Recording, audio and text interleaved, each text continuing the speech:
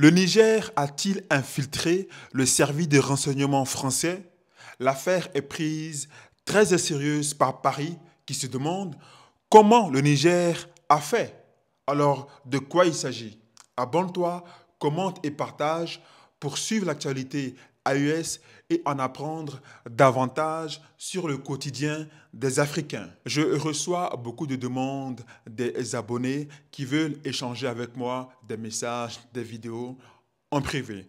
Allez sur mon profil, prenez un abonnement pour intégrer mon groupe Telegram. Là-bas, vous pouvez le faire, discuter avec moi ou avec les membres de ma communauté.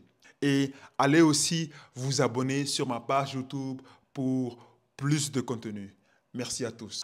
Après la tentative de coup d'État manqué au Niger, le Niger a exposé des documents liés à des agents français qui auraient des activités suspectes sur le sol nigérien et dans d'autres pays, notamment des documents, des photos, des passeports ordinaires ou diplomatiques, des lieux, des dates, des numéros d'identification qui, selon la DGSE, la Direction générale de la sécurité extérieure, correspond au mode de fonctionnement des renseignements français. L'affaire est prise très au sérieux par Paris. Une enquête interne a été ouverte par la DGSE afin de connaître d'où viennent les fuites. Comment le Niger a-t-il fait pour être au courant de ces informations compromettantes et confidentielles? Mes amis, je vais commencer par dire bravo au service de renseignement nigérien.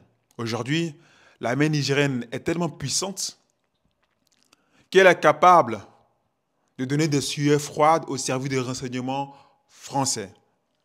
Vous vous en rendez compte?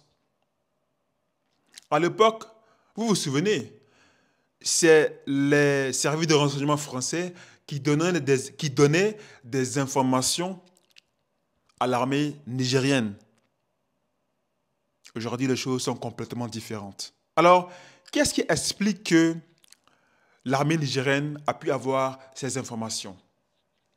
D'après ce que j'ai suivi un peu, ce qui a amené l'armée nigérienne à surprendre les services de renseignement français, c'est d'abord, la mutualisation des renseignements de l'AES. Chaque pays collabore et chaque pays apporte un peu. Le Niger apporte un peu, le Mali, le Niger, le Burkina. Et lorsqu'ils mettent ensemble, il va très bien, il va clair, il va mieux. Mais il n'y a pas que ça. Il y a aussi toutes les personnes que l'armée a arrêtées. Nous avons vu au Burkina des personnes, des agents français qui ont été arrêtés au Mali ou même au Niger. À chaque fois, la France protestait. Non, il faut le relâcher, etc., etc. Encore une fois, ça pleurait. Mais bon, ils ne sont pas relâchés. Les choses, la donne a changé. On ne relâche pas des personnes qui viennent dans ton pays pour faire des choses bizarres. On ne les relâche pas. En tout cas, pas sous Traoré, Tiani ou Assimi. Non.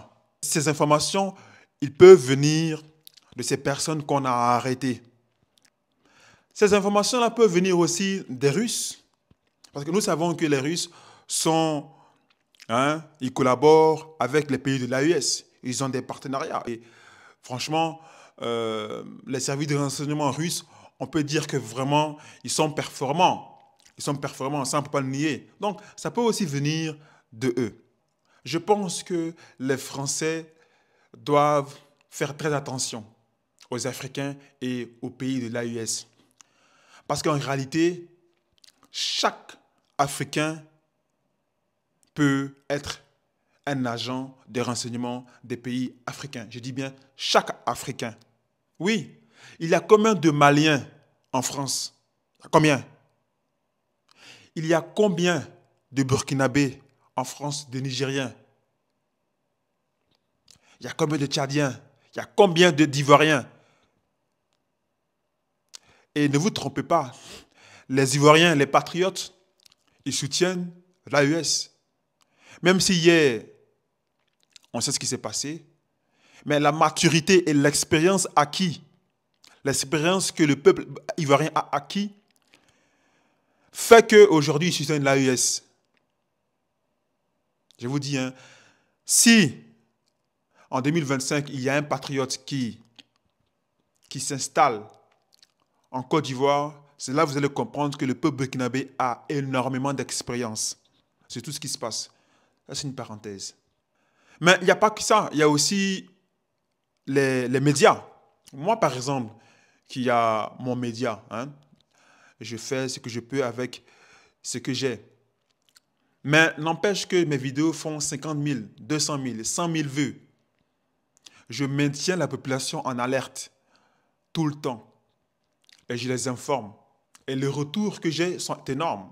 Je reçois encore d'autres informations. Parce que c'est un échange. Je donne et je reçois aussi. Donc potentiellement, tous ceux qui me suivent, ce sont des agents. Aujourd'hui, le patriotisme est tellement ancré dans ces trois pays-là que tu ne peux rien faire sans que les autorités ne soient au courant. Oui. Voici la force de ces trois pays, le patriotisme.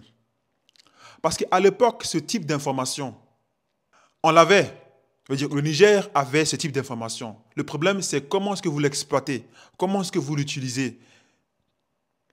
Aujourd'hui, ces informations-là, on les exploite à bon escient pour le peuple, pour le pays, pour les Africains. À l'époque, ça n'aurait pas été possible. À l'époque, au contraire, on allait avertir la France que, attention, vos informations-là sont en train de fuiter. Aujourd'hui, le patriotisme prend le pas sur les traites. Il y en a de moins en moins. Ça ne veut pas dire qu'il n'y en a pas. Il y en a. Mais aujourd'hui, ils sont minoritaires, mais vraiment très, très minoritaires. Et la puissance des patriotes est telle que même si tu es un traître, tu ne peux pas faire grand-chose. Parce que si tu essayes, on va t'attraper. Et d'ailleurs, même si tu essayes et qu'on ne t'attrape pas, ce n'est pas sûr que ça fonctionne. Et si ça ne fonctionne pas, mon ami, tu es dans des problèmes. Donc, l'endocolona, les traîtres, sont en train d'être neutralisés. Pas physiquement, mais c'est dans la tête que ça se passe d'abord. Dans la tête, ils sont en train d'être neutralisés. Parce que tout Africain est potentiellement un traître. Je dis bien, tous les Africains sont potentiellement un traître. Comme tous les Africains sont d'abord, avant tout, des patriotes. Donc, les patriotes sont en train de faire déjouer les services de renseignement français. Lorsque je tourne mes vidéos, je suis en train de communiquer avec plusieurs agents africains qui sont répartis dans toute l'Afrique et dans le monde entier. C'est pourquoi ces gens-là veulent nous faire taire. C'est pourquoi je vous demande de vous abonner, de prendre un abonnement et de me suivre sur YouTube. Vous comprenez? Aujourd'hui, les Français ne savent pas comment faire. Ce qui fait notre force, c'est d'abord le nombre. Nous sommes beaucoup plus nombreux que les traîtres.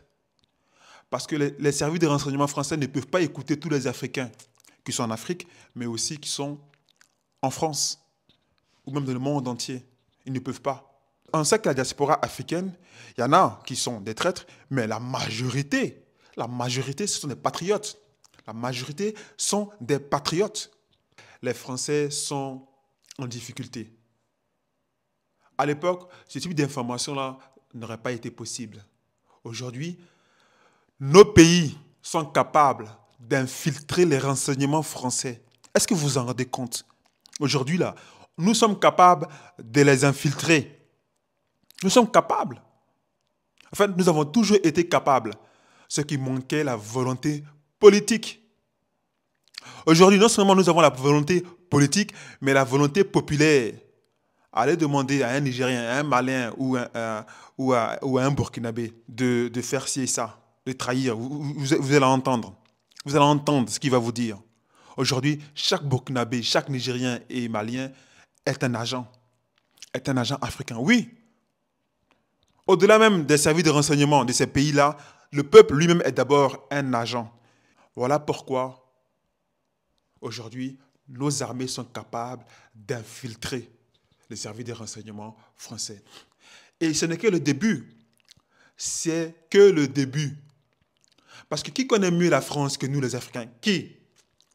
Moi, je connais mieux les Français que les Français eux-mêmes ne se connaissent. Oui.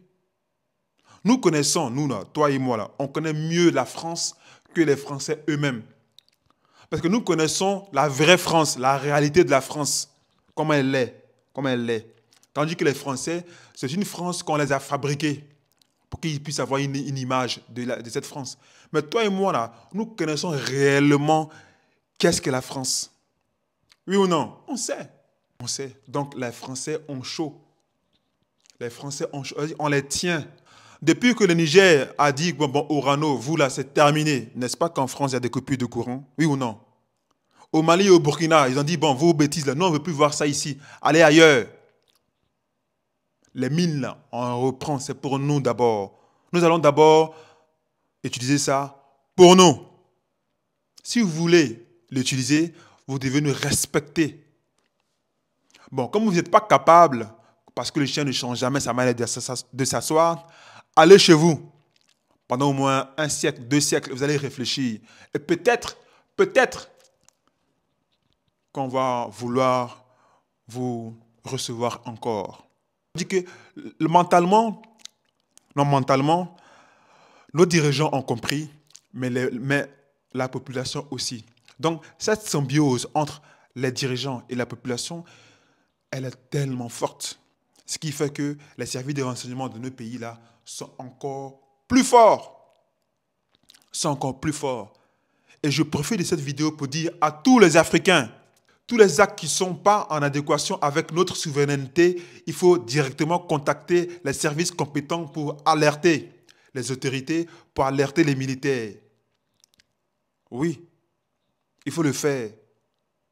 Partout en Afrique. Partout, partout en Afrique. Nous devons être les remparts contre tous les actes de déstabilisation de notre pays, de nos pays. C'est bon pour notre sécurité, c'est bon pour notre avenir. Parce que si un pays est stable, il peut penser à son développement. Mais si ton pays n'est pas stable, mais comment tu vas penser à ton développement? Non. Non seulement tu es déstabilisé, il y a des déplacés, les enfants ne vont pas à l'école, les hommes n'ont pas de travail, les femmes ne peuvent pas s'occuper de leur foyer. Vous voyez tout ce qui s'entraîne. Donc tu ne peux pas non plus, en plus de ça, penser à te développer économiquement. Tu ne peux pas.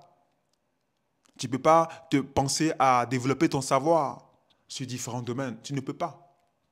Alors, restez connectés. Restez attentifs. Merci de m'avoir suivi.